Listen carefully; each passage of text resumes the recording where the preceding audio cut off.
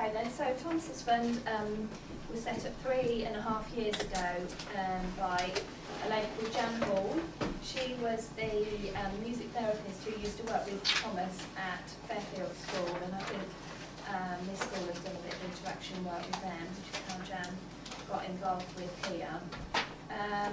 It basically started out that Thomas was off school quite a lot. He'd got a neurodegenerative disease, which we don't actually know what it is, but it's a bit like motor neurone disease, so it gradually gets worse.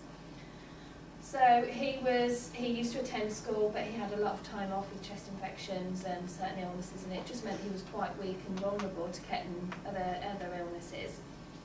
So he spent a lot of time at home with me and his dad when he wasn't at work, which actually was quite boring for him because he didn't get much stimulation, and mums and dads have to do other things as well at home. So we found that there was nothing for Thomas at home, and I used to get on quite well with Jan at school and often go into music classes when the boys were both at school and see what she did, and sort of said to her, it's a shame that there is nothing at home for children like Tom when they're sort of too poorly to go into school but well enough to be able to be doing stuff. So anyway, she basically said she wanted to set something up a couple of years after Tom had died, and could she call it Thomas's Fund in memory of Tom or in inspiration of Tom. So that means me and my husband then have become very involved with it. Northampton School for Girls were, without them probably the fund wouldn't be anywhere near where it is now, because it was Mrs. Pearman that offered to support the fund and give it a bit of administration.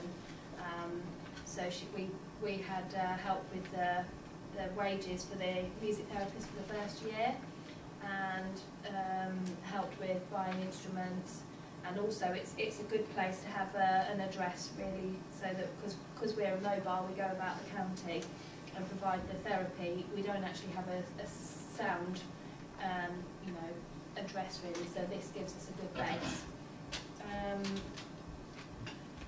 Now then, Harry is Thomas's younger brother. He has also got the same condition as Tom. It means that he is very, he struggles to do anything on his own. So all of his care, all of his play, all of his requirements are met by an adult. And when you're a child, and sort of the white and grey matter of his brain actually works okay, so he does understand, he can communicate with eye blinking and mouth closure, and he does understand and he does follow jokes. So he's 11 and he's got a cousin the same age, and they both get the same jokes and they both got the same boy sense of humour. And so for somebody like Harry, who's actually understands everything that's going on around him but actually can't do very much, music therapy is really, really good, because somebody will come into the house and they will let him take charge of the session. So when we have a look at the video in a minute, you'll see he actually leads what's going on. So the music therapist in this bit that I'm going to show you, I think she's playing the flute, and Harry's got a keyboard which any key you press it makes, it sort of plays a tune. And so it's clap your hands or something, when you clap your hands. So he'll press the key and she will play the flute, like following that, and then he sees that she's reacting to him, so he will then follow it again. Does anybody want to ask any questions so far? No? Do you want me to talk, do you want me to talk a bit more about how the boys are affected, or do you want me to talk a bit more about the therapy? Thomas's Fund. Therapy? Okay then. So the kind of children that we see at Thomas's Fund have got conditions which are life-limiting, which actually means they're expected to reach adulthood. Now, there is no, often with children like that, there is actually no definite, you're going to get to age 16 and that's it. There are certain conditions like muscular dystrophy that possibly you might have a bit more of an idea, because it's quite widespread and quite well known.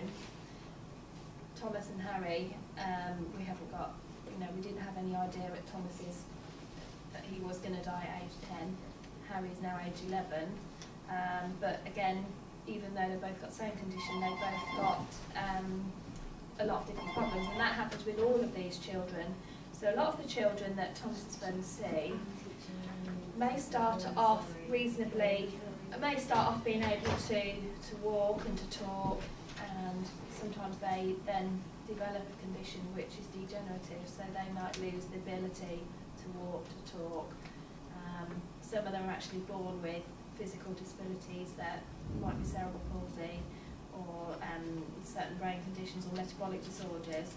That means they can never start off doing anything. So often, whatever stage it is, whenever the parents are given a diagnosis of, disease or a disorder or whatever, which means their child possibly won't grow up and become an adult, then you go into a huge realm of investigations and tests at hospitals. You get education authorities involved because they have to do something called a statement, which makes sure that the educational needs are met for that child. You have nurses, you have doctors, you have physiotherapists, occupational therapists, speech therapists, and all of these people are actually quite often looking at what your child can't do. So it can often be quite negative. So something like a music therapy session can be a real joy, not just for the child but also for the family, because they're seeing their child smile, having fun, producing something, actually reaching goals, and even if they're not reaching goals, they're just interacting with somebody else. And that is probably one of the biggest things that a lot of people that have had Thomas's friend have said. They reach quite low levels really of feeling sad, and the child then, often the children never get sad and are very brilliant, but it can be quite difficult for the family. So we find that is really helpful. One little boy, and I think you've probably seen the DVD of Thomas's friend. Have you seen Thomas's friend? Yeah. One little boy in that Oliver, you see where he's got that sound thing and he's following that. Well, before he started having music therapy, he didn't used to lift his arms, he didn't used to do things, he didn't used to really interact with people, and it's remarkable. Another little girl called Megan, she had music therapy, and she'd got very, very small brain, but hardly any brain left. It was all, just wasn't working right, and had lived, a lot longer than the doctors ever thought she should live with her lack of brain. But they videoed a session one day, and they had a big group meeting with the education department and everything, because Megan didn't attend school. Had a big session with the education people, who then watched this DVD of Megan actually doing something and really, really enjoying herself, and then they decided to fund it through the county council, so that was part of their education budget. So we sort of made a great stride there, because it can be frowned upon really, music therapy. Only 2 schools in the whole county actually provide